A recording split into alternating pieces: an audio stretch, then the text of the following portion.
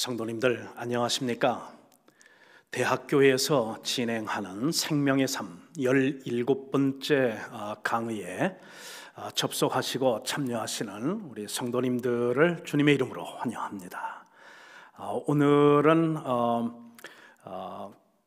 헌신의 동기, 우리가 왜 헌신을 해야 하나, 그리고 헌신의 그런 방법, 우리가 어떻게 헌신을 해야 하는가 하는 것을 가지고 같이 말씀을 중심으로 하나님의 그 뜻을 우리가 배워보는 그런 시간을 가지려고 합니다.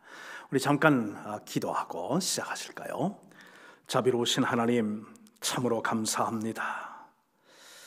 저희들은 하나님이 누구신지, 내가 누구인지, 예수 그리스도는 어떤 분이신지, 그리고 성령님은 또 누구신지, 그리고 교회란 무엇인지 등 여러 가지 주제를 가지고 하나님의 말씀을 아버지 하나님 배워왔습니다. 오늘은 저희들에게 헌신의 그 이유와 그리고 헌신의 방법에 대해서 함께 말씀을 배우려고 할 때에 진리의 영이신 성령님, 우리 가운데 임재하시고 교통하여 주셔서 참으로 하나님의 놀라운 그런 자비와 은혜를 입은 저희들이 어떻게 우리의 남은 생애를 참으로 살아갈 것인가, 누구를 위해서 살아갈 것인가, 무엇을 위해서 살아갈 것인가 하는 것을 같이 공부할 때에 주님, 저희들에게 몰랐던 것은 알게 해주시고 알았던 것은 더욱 확신을 가지고 믿게 하시고, 그리고 믿은 것은 우리의 삶 속에 순종할 수 있는 그런 믿음의 사람들로 인도하여 주옵소서. 그래서 우리의 삶이 진정 주님이 원하시는 헌신의 삶이 될 수 있도록 기름 부어 주시고 축복하여 주옵소서. 예수님의 이름으로 간절히 기도하옵나이다. 아멘. 우리가 교회 생활을 이제 하다 보면 헌신이라고 하는 그런 단어를 자주 사용하고 자주 또 우리가 듣기도 하는데, 도대체 헌신이란 무엇인가? 늘 듣는 단어이지만 어떻게 우리가 헌신을 할 것인가? 아니, 그보다 먼저 왜 우리는 헌신을 해야 하는 것인가에 대해서는 아마 체계적으로 그렇게 우리가 배워볼 그런 기회가 아마 거의 없었지 않았나 싶습니다. 그래서 오늘 그런 것을 한번 다루는 그런 시간을 가지려고 합니다. 자, 그래서 제일 먼저 우리가 살펴볼 그런 말씀은 여러분 스크린에 나와 있는 대로 로마서 12장 1절을 한번 여러분 스크린을 보시면서, 그리고 혹은 또 성경을 찾으셔서 우리 헌신에 대한 참 중요한 그런 성경 구절인데, 로마서 12장 1절을 제가 읽을 터이니 여러분은 묵독해 주시기를 바랍니다. 그러므로 형제들아, 내가 하나님의 모든 자비하심으로 너희를 권하노니 너희 몸을 하나님이 기뻐하시는 거룩한 산 제물로 드리라. 이는 너희가 드릴 영적 예배니라. 아멘. 여러분, 오늘 이 본문 말씀에서 사도 바울은 무엇을 이제 하라고 권하고 있습니까? 사도 바울이 지금 로마에 있는 그런 교인들에게 무엇을 하라고 권하고 있는 것이냐 하는 것이죠. 여러분, 이제 여러 그런 단어들로 되어 있지만 그 핵심을 보면 너희 몸을 드리라, 그런 말로 집약이 될 것입니다. 자, 이 몸을 드리라, 이것이 바로 헌신이라고 하는 거죠. 그래서 한자가 되시는 분들을 보면 여러분, 이 한자는 바칠 헌자에다가 몸신자, 그래서 몸을 드리라, 몸을 바치는 것, 그것이 헌신이다 하는 것입니다. 근데 오늘 이제 이 12장 1절을 보면 누구에게 헌신하라고 그렇게 사도 바울은 말하고 있나요? 여기 보니까 뭐라고 되어 있냐면 형제들아 그랬습니다. 물론 이 형제는 이제 남성 그런 대명사로 그렇게 이제 사용이 되어 있지만 여기는 여성들도 물론 포함되어 있습니다. 그러니까 형제들아 그리고 자매들아, 이런 그 단어로 우리가 이해할 수 있을 것입니다. 즉 헌신하는 대상이 누구냐면 그리스도의 은혜를 알고 그리스도를 영접하여 하나님의 그런 이제 은혜를 입은 그런 모든 형제와 자매들이 바로 이 헌신하는 그런 대상이 되어야 된다 하는 것입니까? 그러니까 믿는 모든 사람들은 다 헌신된 삶을 살아야 된다 하는 것이겠죠. 그런데 이제 헌신에 대한 이야기가 나오게 되면 오늘 한국에서 이제 믿음 생활하시는 분들도 그렇고 제가 좀 더 잘 아는 그런 이민교회의 우리 한인 성도들도 오해를 하는 것이 있습니다. 이 헌신이라는 그런 단어가 나오는 순간 우리는 어떤 생각을 하냐면 헌신하는 사람이라고 하는 것은 신학교를 가야 되고 선교사로 자원을 해야 되고 전도사가 되고 그리고 목사 안수를 받아서 일생을 하나님 앞에 그렇게 이제 드리는 사람, 그런 사람들이 헌신하는 사람이라고 생각하는 그런 어떤 그런 잘못된 오해가 있다 하는 것입니다. 여러분, 모든 사람이 다 선교사가 될 수는 없잖아요, 그렇죠? 모든 사람이 다 목사가 되는 건 아니지 않습니까?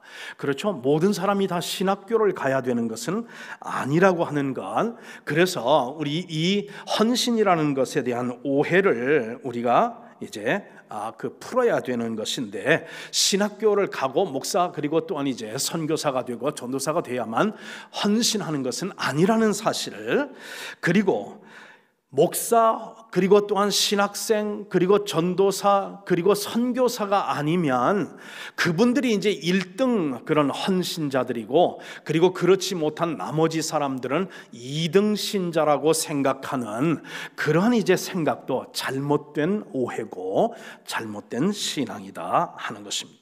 즉 헌신은 예수님을 영접하고 예수님을 아는, 그리고 예수님의 제자된 모든 사람들이 각각 자기의 영역에서 그래서 하나님 앞에 자기의 몸을 드리는가, 여기서 이제 몸을 드린다고 했지만 이 몸은 우리의 인격, 우리의 삶을 의미하는 그런 광의의 의미에서도 사용될 수 있다는 것입니다. 그래서 우리의 그런 삶을 하나님 앞에 드리는가, 그래서 섬기는가, 그것이 바로 헌신이다 하는 것입니다.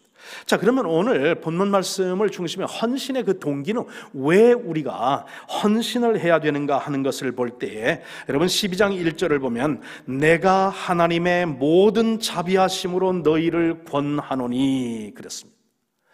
자비하심으로 권함을 받는가, 즉 자비하심을, 다른 어떤 그런 이제 그 표준 세번역 같은 경우는 자비하심을 힘입어라고 하는 그런 이제 그 단어로 표현을 했습니다. 무슨 얘기냐면 이 힘입다라고 하는 그런 이제 전치사, 이것은 어떤 것을 말하냐면 양을 모는 어떤 목자가 그 막대기를 이제 의지해서 막대기를 사용함으로 말미암아, 즉 막대기에 힘을 빌어서 그래서 양떼들을 몰아가는가, 그것을 힘입어라고 하는 것으로 우리가 이야기할 때에 하나님의 그 자비를 힘입은, 즉 하나님의 그런 자비를 경험한 모든 성도들은 헌신하지 않을 수 없다는 것이 우리가 헌신해야 하는 이유다 하는 것입니다. 그런 의미에서 사실 여러분이나 저나 여러분 하나님의 자비를 경험하지 않은 사람은 없죠. 하나님의 어떤 그런 사랑을 우리가 경험하지 않은 분은 없습니다. 하나님의 어떤 그런 구원의 은총을 우리가 경험하지 않은 사람은 없다 하는 것입니다. 그런 의미에서 그런 이제 자비를 입고 은혜를 입고 구원을 입은 하나님의 백성들 모두는 다 헌신을 해야 하는 그런 이제 대상이다 하는 것입니다. 자, 두 번째 헌신을 이제 해야 하는 그 두 번째 이유는 뭐냐면 이 헌신을 통해서 우리가 하나님 앞에 예배를 온전히 드리게 된다 하는 것입니다. 여러분, 이것이 너희가 드릴 영적인 예배니라 사도 바울은 그렇게 말하고 있는데, 헌신이 있어야만 진정한 예배자가 된다, 그런 말씀입니다. 여러분, 우리가 참 예배를 통해서 하나님의 어떤 그런 은혜를 입고 헌신하기 위해서 여러분 우리가 이제 예배를 잘 드려야 되는데 어떤 그런 이제 그 예배가 은혜로운 그런 이제 예배입니까? 어떤 그런 사람들이 예배에서 은혜를 또한 이제 체험할 수 있느냐 하는 것입니다. 우리는 사실 어떻게 보면 성가대가 참 잘해야 그래가 은혜가 된다. 그리고 사실 목사가 설교를 잘해야 그래야 또한 은혜를 우리가 입는다. 또는 이제 시설이 좀 이렇게 참 편안하고 그렇게 좋아야 우리가 예배가 은혜가 된다. 무슨 어떤 그런 이제 참 조명이라든지 여러 가지 그런 음향 시스템이라든지 이런 것들이 참 좋아야 우리가 은혜를 받는다. 그래서 어떤 외부적인 혹은 타자적인 어떤 그런 그 요인에 우리 은혜 받는 예배를 통해서 하나님 앞에 온전한 예배를 드리고 예배를 통해서 하나님의 축복을 받는 것에 너무 의존하는 경향이 우리는 너무 많다 하는 것입니다.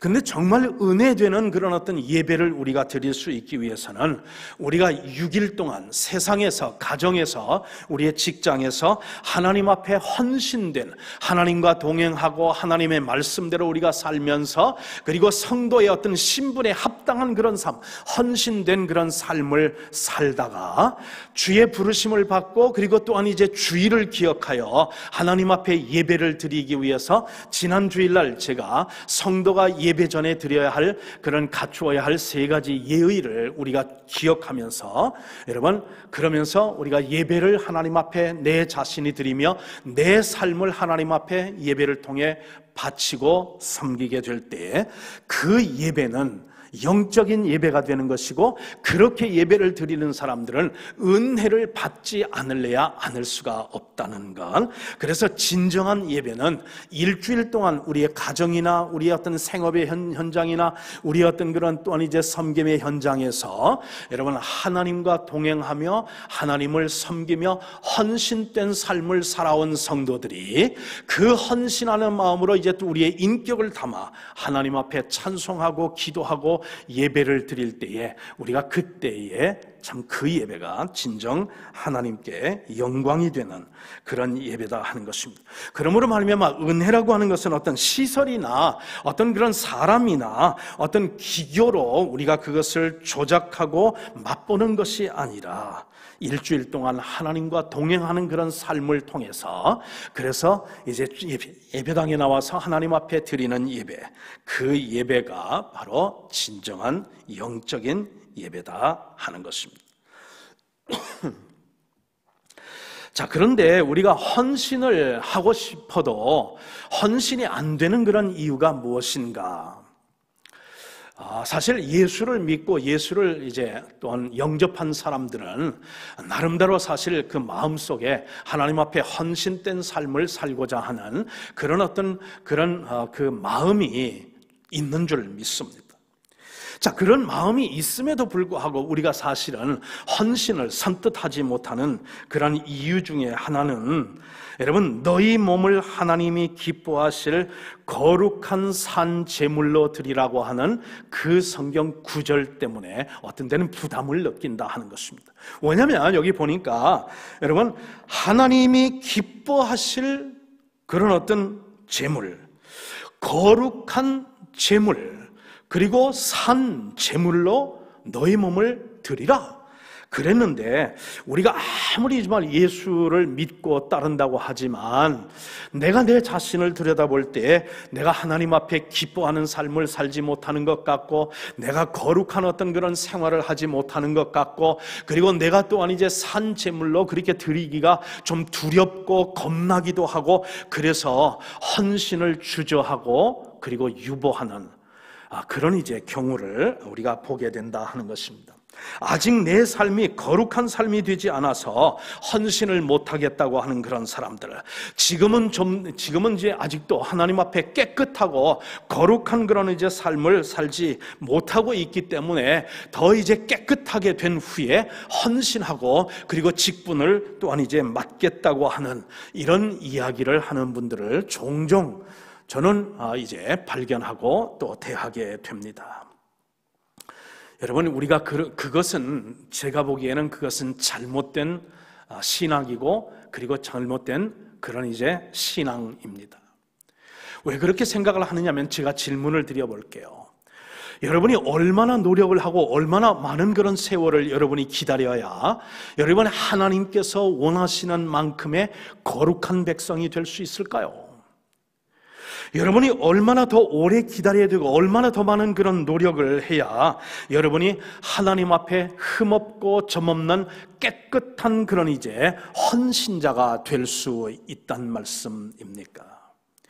제가 보기에는 여러분 그런 어떤 수준에 도달하기 위해서는 여러분 이 땅에서 우리 수명 다하는 그날까지 기다린다고 해도 여러분 그 단계까지는 우리는 이룰 수가 없다 하는 것입니다. 그러므로 말미암아 이런 어떤 그런 헌신에 대한 그런 장애물은 그것은 성경이 우리에게 주는 것이 아니라 어떻게 보면 사실은 그런 좋은 그런 어떤 그런 성도에게 잘못된 그런 신앙이 들어갔고 그런 잘못된 어떤 그런 이제 그 기준을 우리에게 넣어주는 그런 존재가 사단일 수도 있다고 하는 사실입니다. 여러분 뜻은 어떤 뜻인지는 이해는 하겠어요.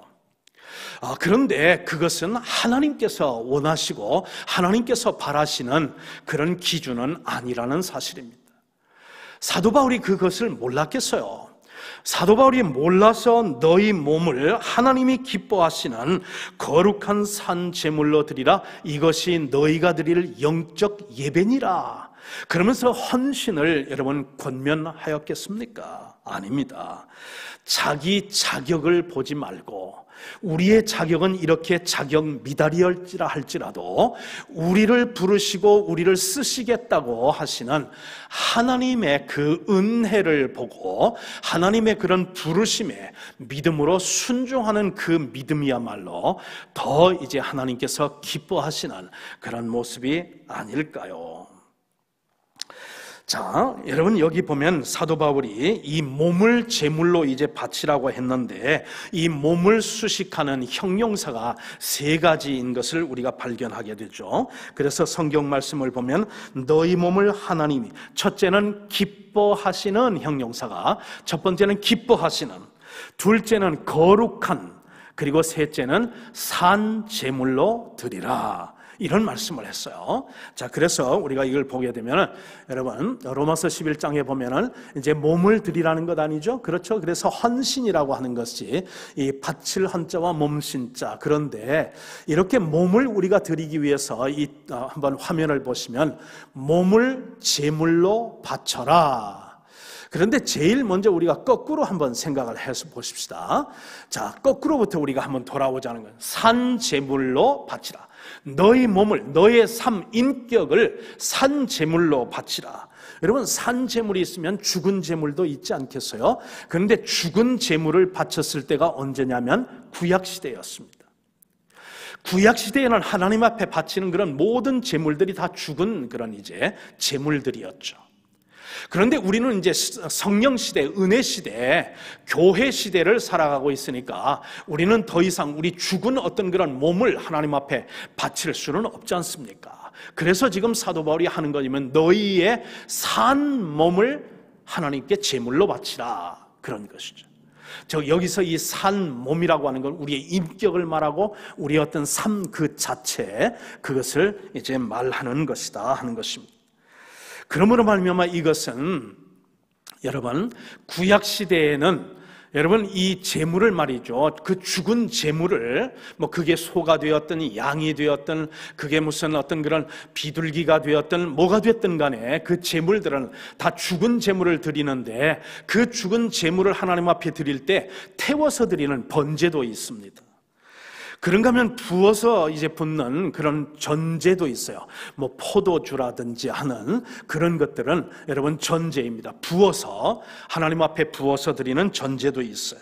그런가 하면은 여러분 들어서 제사장이 하나님 앞에 그걸 들어서 그렇게 드리는 거제도 있습니다. 흔들어서 하나님 앞에 드리는 요제도 있습니다. 뭐 어떤 것은 간에 이 모든 그런 제물들은 구약시대는 다 죽은 제물이었다 하는 것입니다. 그런데 신약시대에서는 산 제물을 드리라.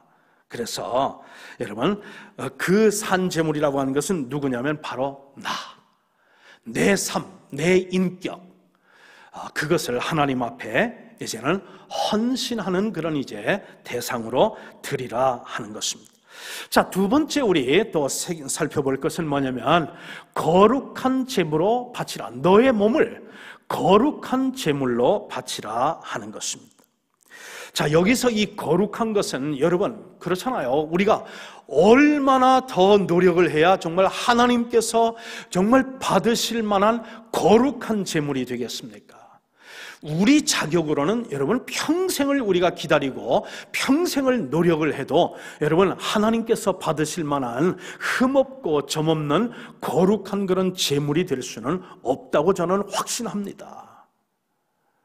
그렇기 때문에 사실 우리가 직분을 받을 때에도 부족한 사람이지만 부족한 것 투성이이지만 그러나 하나님 부족한 이제 이 몸, 이 삶을 온전히 하나님 앞에 드림으로 말미암아 거룩한 제물 되기를 원합니다. 거룩한 제물로 저를 받아주십시오. 하나님 기도를 담아서 하나님 앞에 드리는 것, 그것이 여러분 거룩한 제물인 줄 믿습니다. 여기서 이 거룩함이라는 것은 구별됐다는 그런 것이죠.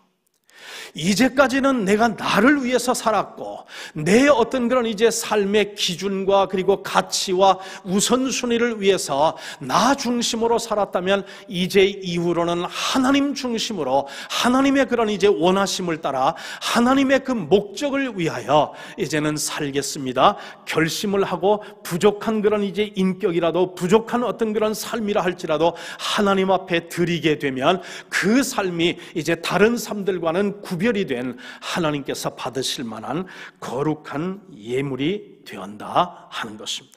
여러분 이 건물이 말입니다. 우리 대학교의 건물 참 아름다워요. 여러분은 지금 이 예배당에서만 예배를 드렸기 때문에 아마 다른 그런 예배당에서 아마 참여해 본 그런 경험이 그렇게 많지 않을 것 같습니다.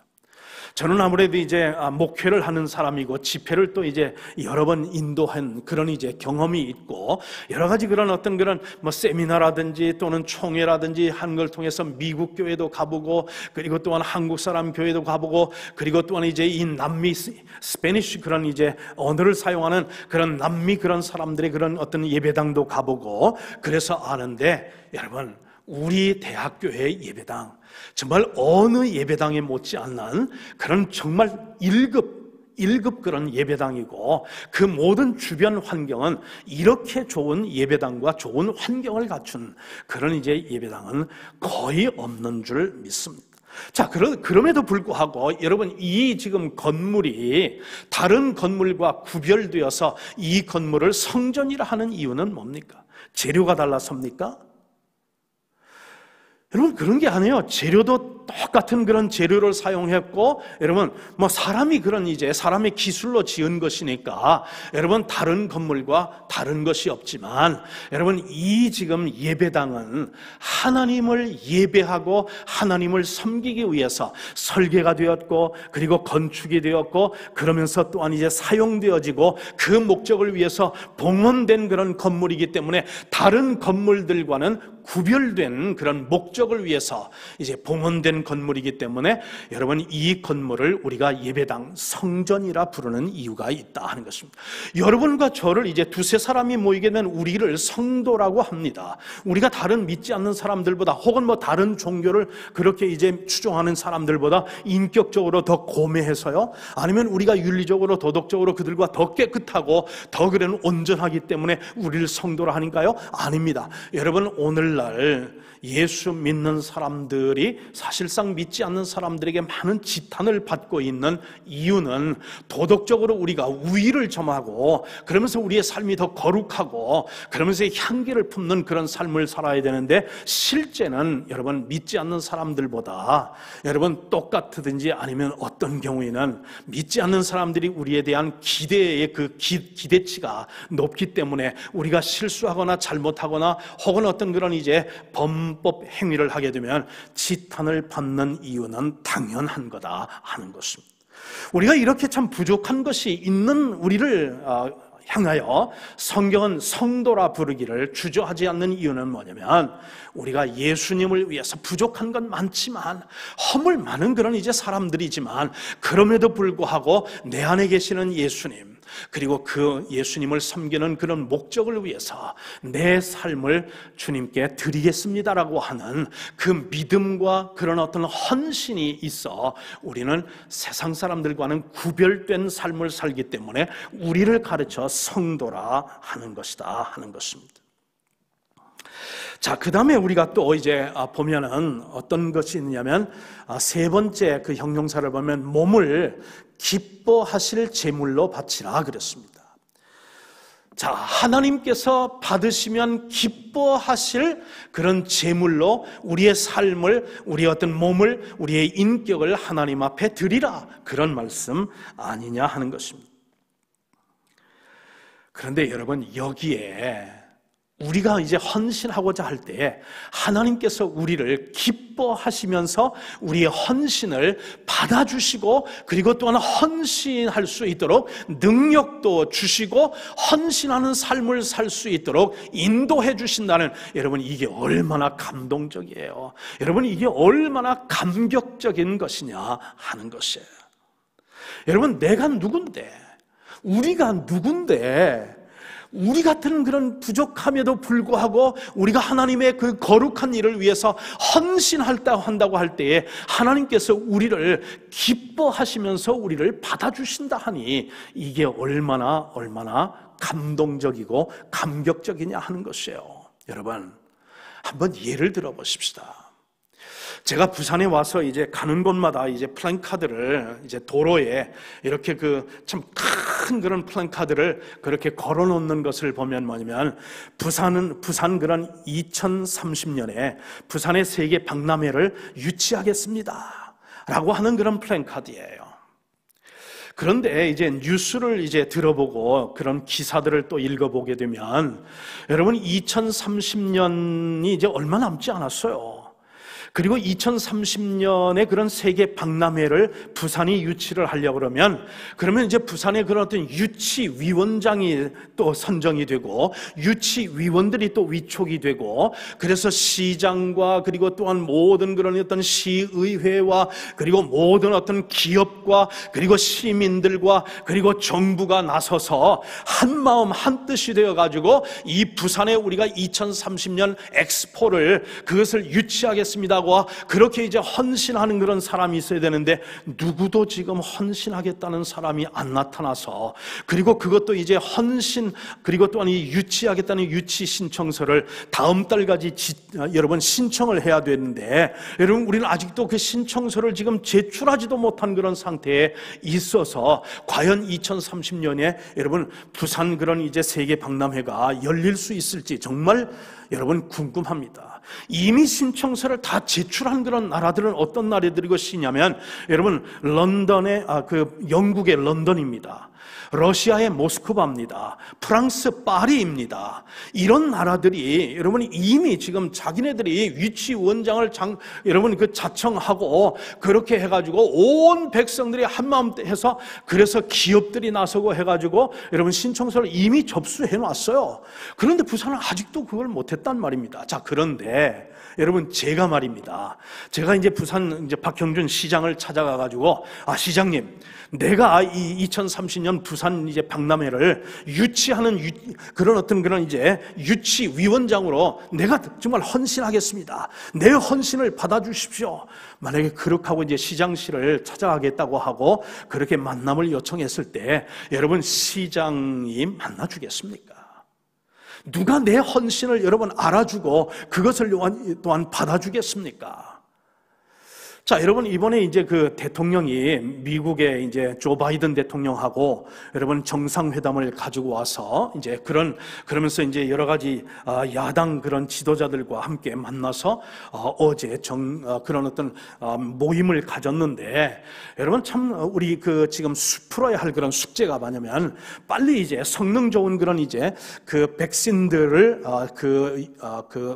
우리 빨리 수급을 해서 그 접종을 이제 전 국민에게 접종을 하게 되고, 그리고 또한 이제 특별히 이제 아스트라제네카라고 하는 어떤 그런 백신에 대한 그 어떤 효능성이나 안정성에 대해서 좀 이제 주저하고, 그리고 의구심을 갖고 있는 그런 이제 어르신들의 그런 그 마음을 풀어주기 위해서 다양하고 성능이 더 이제 입증된 그런 이제 백신들을 빨리 이제 들어와가지고, 그래서 안심을 하고 백신을 맞을 수 있도록끔 그렇게 하기 위해서 온 나라가 정말 사실 같이 나가야 되는데, 여러분 제가 청와대를 찾아가가지고 그 백신 수급을, 그리고 또한 성능 좋은 그런 백신을 들여오는 일에 내가 내 자신을 헌신하겠습니다. 나를 이제 그것을 위해서 그 일을 할 수 있는 교량 역할을 할 수 있는 그런 헌신자로 받아주십시오. 내가 반드시 그걸 이루어내겠습니다라고 했을 때에, 그러면서 제 어떤 크레덴셜을 얘기합니다. 미국에서 그래도 40년 이상 목회를 하면서 많은 사람을 접촉을 했고,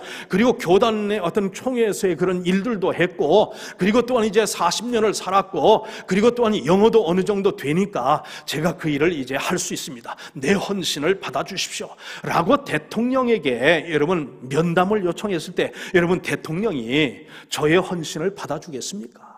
받아주는 것은 둘째 쳐놓고 여러분 기쁘게 받아주겠습니까?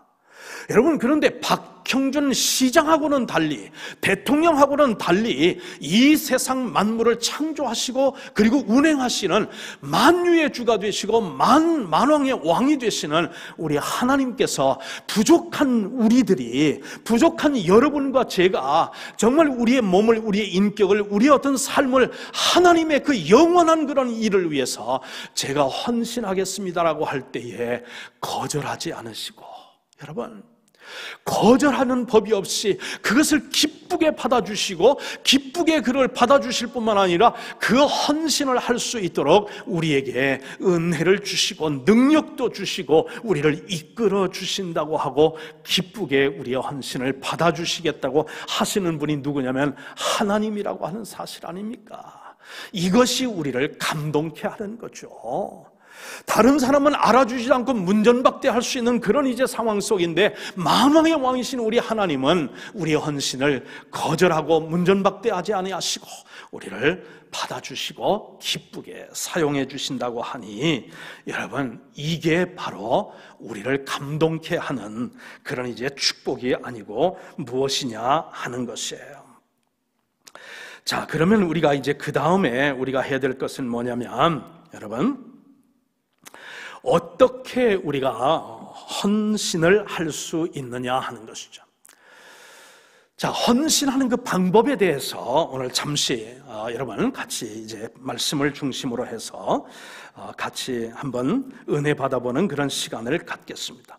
여러분, 이 말씀 헌신의 그런 방법, 우리가 어떻게 그러면 하나님 앞에 헌신할 수 있는가에 대해서는 여러분 로마서 12장 2절에 나와 있습니다.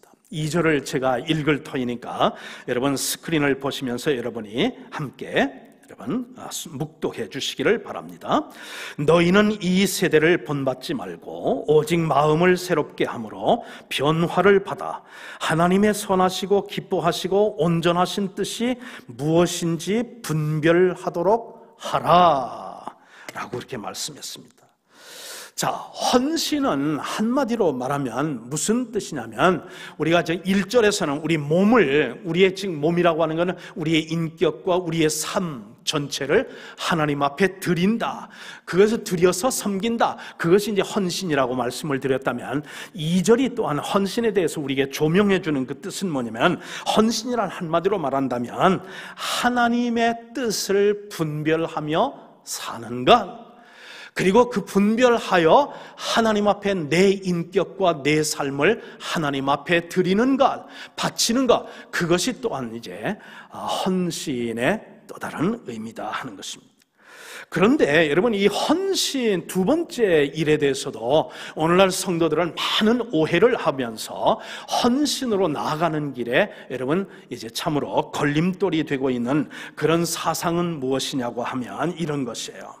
여러분, 보통 일반 그런 교인들이 헌신을 하면 내가 하나님을 위해서 무언가를 해드리는 것으로 그렇게 생각하는 그런 이제 경향이 농후하다는 것. 그렇게 생각하는 사람들이 10이면 9명은 될 것 같아요. 이건 제 그냥 추측이에요. 오늘 한국 교회에 출석하는 성도들에게 있어서 헌신을 하면 내가 뭔가 하나님을 위해서 정말 뭔가 해드리는 것, 그것이 헌신이라고 생각을 하는 경우가 왕왕 있는데, 그거는요 잘못된 신학이고 그것은 잘못된 신앙이다 하는 것입니다. 여러분, 뭐냐면 이 올바른 성경적인 어떤 그런 이 헌신의 또 다른 의미는 무엇이냐면, 내가 하나님을 위해서 무언가를 해드리는 것이 아니라 하나님이 나를 어디서 그리고 어떻게 쓰시기를 원하시는지를 내가 기도하면서, 말씀을 묵상하면서, 그리고 헌신하면서 내가 그것을 깨닫는가? 그래서 헌신의 주체가 전에는 나였어요. 내가 하나님을 위해서 무엇을 해드릴까? 그러다 보니까 내가 하나님께 뭘 해드릴 수 있을까? 아무것도 없습니다. 나는 헌신 못합니다. 목사님들이나 헌신하고, 전도사님들이나 헌신하고, 선교사님들이나 헌신하고, 신학교 간 사람들이나 헌신하고, 40일 금식 기도한 사람들이나 헌신하지, 나 같은 사람이 하나님을 위해서 무엇을 하겠습니까? 나는 아무것도 못합니다. 그래서 헌신을 못하는 경우가 왕왕 있다 하는 것입니다. 그게 아니라는 것이죠. 여러분, 헌신은 내가 하나님을 위해서 뭘 하는 게 아니라 하나님이 나 같은 사람이라도 쓰시겠다고 하면서 헌신을 하기만 하면 그것을 거절치 않고 기쁘게 우리 헌신을 받아주시고, 그리고 어디에서 이제 또 무엇을 하면서 그렇게 헌신하실지를 우리를 인도해 주신다고 하는가. 그래서 헌신의 주체는 내가 아니라 바로 하나님이 헌신의 주체가 되어준다고 하는가. 그것이 바로 이 헌신에 대한 성경적인 올바른 이해다 하는 것입니다. 자, 그렇다고 하면 여러분, 우리가 성경을 이제 통해서 우리가 헌신하는 영역이 세 군데가 있습니다. 자, 우리가 하나님 앞에 이제 우리 자신을 드리고, 우리 어떤 인격을 드리고, 우리 어떤 그런 부족한 것이지만 우리가 드려서 헌신해야 할 영역, 그것은 세 군데다 하는 것입니다. 여러분, 한번 스크린을 잠깐 한번 보십시오. 자, 우리가 정말 마음과 뜻과 온 힘을 다하여 여러분 헌신해야 될 것은 여러분 세 군데다 하는 것입니다. 자, 그런 의미에서 제일 먼저 우리가 살펴볼 것은 뭐냐면 가정에서 헌신하는 것이다 하는 것입니다. 여러분, 내가 아버지로서 혹은 남편으로서 어머니로서 혹은 또한 이제 아내로서 혹은 아들로서 또는 이제 딸로서 할아버지 혹은 할머니로서 우리가 어떻게 가정에서 헌신할 수 있느냐 하는 것을, 그것을 하나님의 뜻을 찾는 것, 그것이 바로 헌신된 삶이다. 왜? 하나님의 뜻을 분별하도록 하라라고 하는 것이 하나님의 명령이기 때문에 그렇다 하는 것입니다. 자, 그런 의미에서 여러분, 우리가 부부 이제 생활을 할 때도 마찬가지죠. 우리가 서로 이제 사랑하고 사랑을 느껴서 결혼을 하였지만은, 그러나 우리가 이제 결혼의 어떤 그런 당사자, 남편이고 아내이지만 우리가 이 헌신과 교회 생활에 있어서 중요한 것은 뭐냐면 우리는 하나님 앞에 헌신의 동역자다라고 하는 사실. 남편과 아내가 같은 파트너, 동역자라고 하는 그런 사실이죠.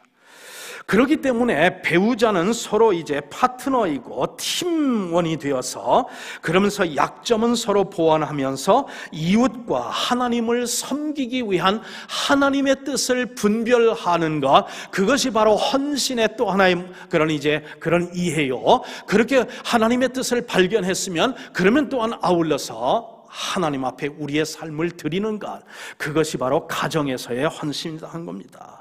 자, 그러니 우리가 남편이 말입니다, 우리의 이런 어떤 그런 헌신의 동역자인, 우리 어떤 그런 파트너인 아내를 여러분 폭행을 한다고 하면 그것이 온전한 헌신이겠습니까?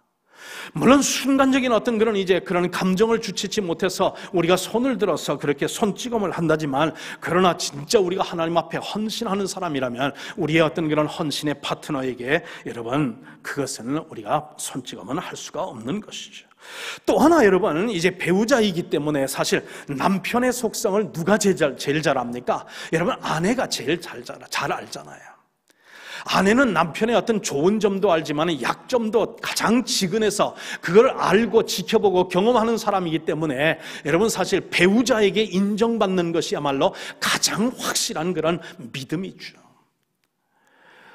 그런 의미에서 여러분 이제 아내는 남편을 여러분 이제 가정에서 높여주는 그러한 일로 헌신의 파트너가 되어야 될 줄 믿습니다.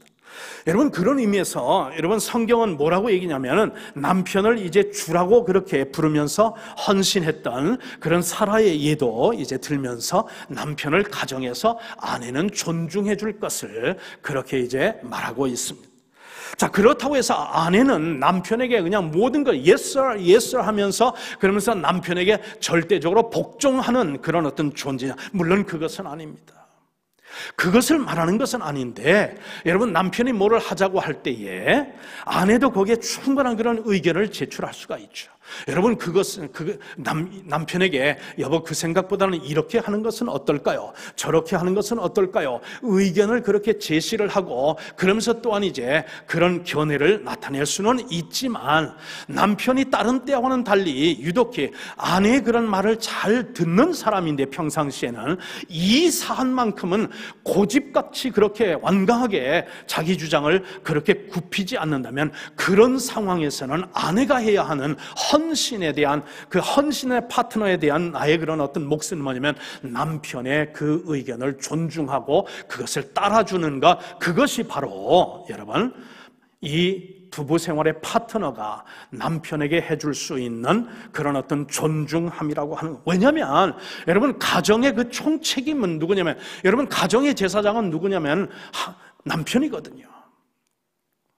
그래서 남편이 부모를 떠나 아내와 함께 여러분 연합하여 한 몸이 되고, 그래서 그 가정의 질서와 방향을 전하고 제사장적인 역할을 감당하는 책임을 하나님께서는 누구에게 맡기셨느냐면 남편에게 맡겼으니, 결국은 가정의 일에 책임을 질 사람은 누구냐? 결국은 남편이니까 그런 상황에서는 남편의 뜻을 존중해 주는 것, 왜냐하면 책임지는 사람을 쫓아주어야만 하는 것이 그게 마땅한 것이기 때문에, 그래서 또한 그렇게 아내는 남편에게 존중해 주어야, 그래서 여러분 가정에서의 이 헌신이 이루어진다 하는 것입니다. 그런가 하면 여러분 자녀를 이제 양육할 때에도 마찬가지죠.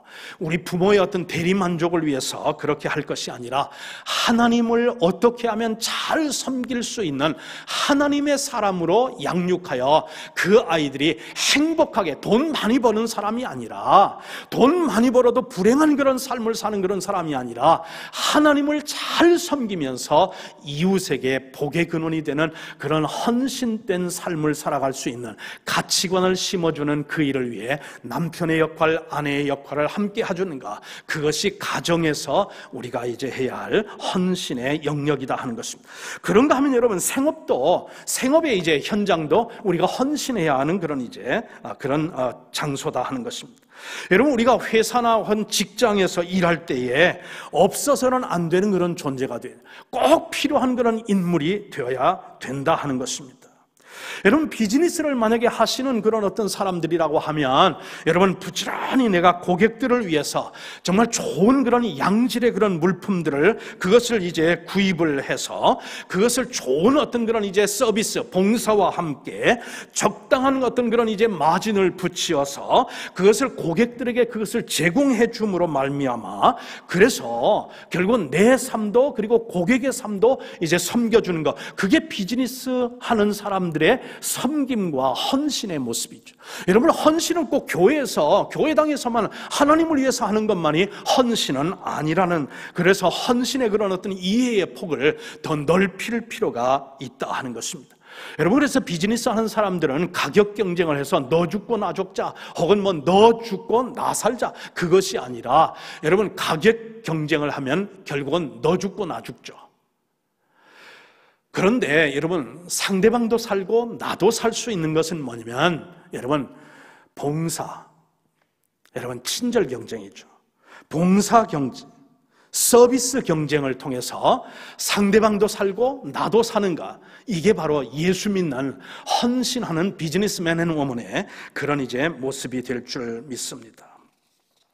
자, 마지막으로 우리가 이제 또 살펴보고 오늘 이제 마치려고 하는 것은 교회에서의 그런 헌신도 우리는 빼놓을 수가 없다 하는 것입니다. 자, 교회에서 우리가 이제 헌신하는 건 뭐냐면 우리가 영혼 구원을 위해서 헌신하는 것, 제자를 이제 만들어내는 일을 위해서 헌신하는 일, 이것이 우리가 교회에서 헌신해야 할 그런 이제 모습이다 하는 것입니다. 그렇기 때문에 여러분, 가정을 소홀히 하고 교회 와서 이제 사는 것도 그게 여러분 온전한 그런 이제 헌신은, 성경적인 그런 헌신은 아니라고 저는 믿습니다. 여러분, 직장 일은 잘 못하면서 그러면서 교회 일만 여러분 이제 참 하는 일도, 그것도 온전한 성경적인 헌신의 그런 모습은 저는 아니라고 봅니다. 그래서 이 헌신을 할 때 우리는 중요한 것이 뭐냐면 이 균형이죠. 균형. 가정에서의 헌신, 생업에서의 그런 헌신, 그리고 교회에서의 그런 어떤 이 헌신, 이것이 조화를 이루면서 균형을 잘 밸런스를 맞추는가. 그래서 이 헌신이라고 하는 것은 여러분 산술적인 어떤 그런 것으로 해서 가정에서 내 시간과 에너지와 내 어떤 그런 자질의 33.3%, 그리고 어떤 직장에서 33.3%, 교회에서 33.3%, 이렇게 그렇게 해서 골고루 똑같이 그렇게 이제 여러분 산술적으로 배분해서 헌신하는 것, 그게 온전하고 성경적인 그런 헌신은 아닐 거예요. 다만 이 문제는 이 세 가지를 밸런스를 항상 맞추되 어떤 상황 속에서는 밸런스가 조금 여러분 한쪽에 치우치는 경우도 있는데 세 가지만 말씀을 드리고 오늘 마치려고 합니다. 자, 어떤 때는 우리가 이제 이 교회에서 헌신을 할 때, 가정에서 헌신을 할 때, 생업에서 헌신을 할 때에 여러분 어떤 때 우리가 가정에 더 헌신하는, 시간이나 정성이나 이런 것을 가정에 더 헌신을 할 때가 언제냐 하는 거예요. 여러분, 갓 결혼을 했다고 가정을 해봅시다. 신혼 부부에게 있어서 신혼 이제 부부의 그 남편은 여러분 가정을 이루기 위해서, 그리고 아내를 위해서, 여러분 이 신혼 초기에는 아내를 위해서나 가정을 위하고 결혼 생활을 위해서 더 시간과 배려를 해야 될 줄 믿습니다. 여러분 차제에 여러분 신명기 24장 5절 스크린으로 이제 곧 나갈 터인데, 여러분 신명기 24장 5절에 있는 말씀을 제가 읽을 터이니까 여러분들이 한번 여러분 그 스크린에 나오는 이야기를 한번 이제 묵독해 주시기를 바랍니다. 신명기 24장 5절, 사람이 새로이 아내를 맞이하였으면 그를 군대로 내보내지 말 것이요 아무 직무도 그에게 맡기지 말 것이며 그는 1년 동안 한가하게 집에 있으면서 그가 맞이한 아내를 즐겁게 할지니라 라는 거죠. 자, 하나님의 뜻은 뭐냐면 이제 신혼초라고 하면 남편은 가정에 헌신을 하면서 아내를 즐겁게 하고 가정을 잘 이제 세우는 일을 위해서 1년 동안은 헌신하라고 하는, 그래서 군대에 가는 그런 이제 그런 일도 면제해 주면서까지 그렇게 헌신을 강조하는 것이 하나님의 뜻이다 하는 것입니다. 그런가 하면은 여러분 이제 또 아이가 새로 태어났다든지, 그러면 이제 그렇게 되면은 여러분 그 아이를 양육하기 위해서 이제 부모가 더 사실은 헌신하는 그런 시간이 바로 아이가 태어나거나 혹은 결혼을 이제 한 경우입니다. 자, 두 번째, 어느 때 우리가 생업에 더 이제 참으로 헌신하는 그런 밸런스를 맞춰야 되느냐 하면 여러분 생업에 더 시간과 에너지와 그리고 또한 이제 배려를 요구할 때가 언제냐면 새롭게 비즈니스를 시작을 했을 때, 여러분, 새롭게 비즈니스를 시작하는 게 얼마나 힘듭니까? 그리고 그 비즈니스를 새롭게 시작했을 때 얼마나 신경 쓰고 배려하고 이제 그래야 될 것이 많습니까? 자, 그러니까 새로운 비즈니스를 시작을 했다라든지 아니면 새롭게 직장을 구했다라든지 혹은 어떤 그런 이제 진급을 하고 승진을 해서 새로운 책임을 이제 맡았다든지 하는 어떤 이런 특수한 상황, 그리고 제한된 어떤 그런 기간 동안에는 그러면서 가정과 그리고 교회의 일을 잠깐 이제 보류하는 있어도 그 생업에 열중을 하면서 에너지와 그리고 창의성과 시간을 할애해서 헌신하는 그런 곳이 어디에 되냐면 생업의 터전이다 하는 것입니다. 그러면 어떤 때 우리가 교회 일에 더 헌신을 해야 되는 건가? 물론 우리가 가정도 소홀히 할 수 없고 생업에도 여러분 소홀히 할 수 없지만, 가정을 소홀히 하며 생업을 소홀히 하라는 뜻이 아니라 어느 경우 특별한 경우에는 교회 일에 온 성도들이 더 힘을 합치고 에너지를 또한 발산을 해야 되는 때가 있는데, 그럴 때가 언제냐면 하나님께서 교회에 어떤 특별 집회를 할 때, 예를 들면 월삭 기도회라든지 어떤 부흥회, 지금은 부흥회를 우리가 할 수가 없는 그런 상황이지만 예를 들어서 어떤 그런 부흥회가 있을 때라든지 어떤 재직 수련회가 있다든지 아니면 교회에 어떤 큰 행사가 있을 때, 그런 행사가 있을 때는 여러분 우리 성도들은 온 마음과 정성과 시간과 에너지를 바쳐서 그런 이제 일에 우리가 그렇게 헌신하는 것, 그것이 우리가 해야 되는 거. 또 하나는 예를 들면 교회 건축을 할 때에는 여러분, 그런 때는 하나님께서 우리가 여러분 교회 건축을 1년에 몇 번씩 하는 게 아니잖아요. 일생에 한 번 할까 말까 한 그런 어떤 특별한 상황일 때는 온 목회자를 중심으로 해서 장로님들과 그리고 재직들과 온 성도들이 한마음 한뜻되어서 이 일을 성사시키기 위해서 헌신하는 것, 시간도 내고 정성도 드리고 물질도 드리고 그렇게 하면서 여러분 이 성전을 짓는 이 일을 마칠 때까지 헌신하는가, 그것이 바로 이제 교회 일에, 그러면서 하나님의 그런 이제 일을 위해서, 그리고 영혼 구원과 제자 양육을 위해서 우리가 시작하는 이런 목장 그런 어떤 그런 이제 사역이 시작을 되게 되면 그것이 띄우기 위해서 우리가 정말 저도 그렇고 여러분도 그렇고 온 교회가 정말 그 일에 헌신해야 될 때가 언제냐면 목장을 우리가 모이게 되고 시작하고서 그렇게 되면 일에 모이기를 힘쓰고, 그리고 우리 목자님들, 목녀님들, 그리고 또한 목원들 모두가 한마음 한뜻 되어서 이 일에 헌신하는 것, 그것이 우리를 향하신 헌신의 장소요, 그리고 또한 헌신의 방법일 줄 믿습니다. 그래서 여러분, 우리는 헌신하면은 교회에서만 이제 교회 일만 하고 교회에서 사는 게 그게 헌신이라고 생각하는 그런 교인들이 왕왕 있지만 아니라고 하는 사실입니다.